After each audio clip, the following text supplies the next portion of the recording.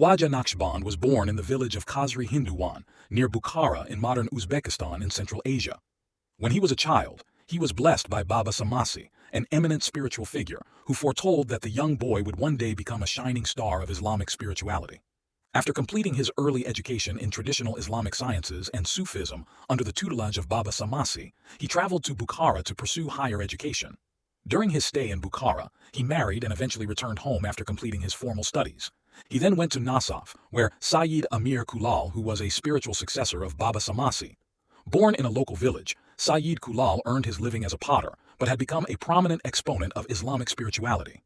Under Sayyid Kulal's guidance, Quaja Naqshband mastered Sufi thought and practices.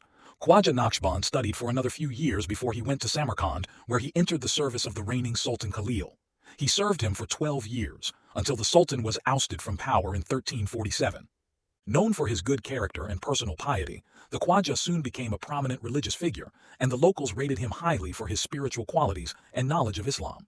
His advanced training in Islamic sciences and Sufism, coupled with his remarkable ability to endure grueling tests of hardship and self-renunciation, also won him much praise from his teachers and Sufi masters alike.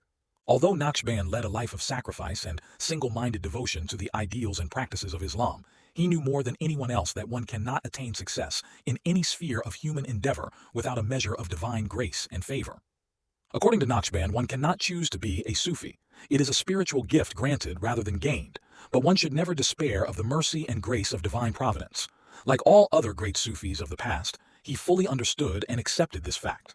Naqshband was such a diligent practitioner of Islamic spirituality and self-renunciation that he even refused to accept food or gifts offered to him by his local rulers, just in case they had been obtained illegally. His assertion of the supremacy of the Quran and the prophetic traditions over all other sources of guidance was not only significant, but it was also profoundly refreshing because, at the time, many misguided Sufis tried to dispense with these two fundamental sources of Islam in their quest for so-called ultimate spiritual experience. Likewise, Naqshband was an uncompromising exponent of the Islamic concept of divine unity. Following in the footsteps of his eminent predecessors, Naqshband pursued a spiritual path which was in complete harmony with traditional Islam, and he shunned the company of those mystics who became embroiled in heretical innovations. Initiated by Yusuf Hamdani, back in the 11th century, the Naqshbandiyah mystical order, tariqa, evolved and spread across Central Asia under the stewardship of eminent Sufis like Abdullah Barki, Muhammad al-Andaki, Ahmad Yisiwi, and Abd al-Khaliq Kujdawani before Khwaja Naqshband emerged to become one of its most influential champions. Although the mystical thoughts and practices championed by Yusuf Hamdani and his illustrious disciples did create considerable interest in Islam across Central Asia, the absence of a unified approach to Islamic mysticism prevented the ordinary people from harvesting the fruits from the tree of Islamic spirituality. As one of the most prominent Sufis of his generation, Naqshband was the most able and qualified person to unify and consolidate the different strands of mysticism which then prevailed in Central Asia. Naqshband knew that the task he faced was not an easy one. After some deliberation, he initiated a mass Islamic spiritual movement which subsequently became known as the Naqshbandiyah Sufi order, and in so doing he contributed to the widespread dissemination of Islam and Islamic spirituality throughout Muslim Central Asia.